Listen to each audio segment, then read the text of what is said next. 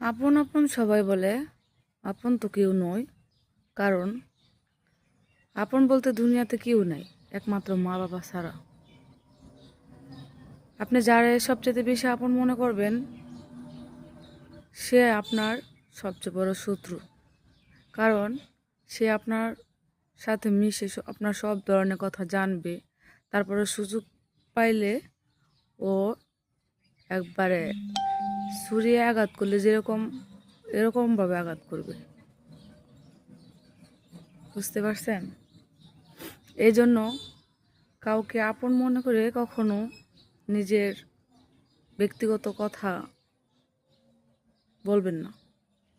ব্যক্তিগত কথা বলবেন মানে কি, ওই আপনারে কথায় কথায় আঘাত করবে।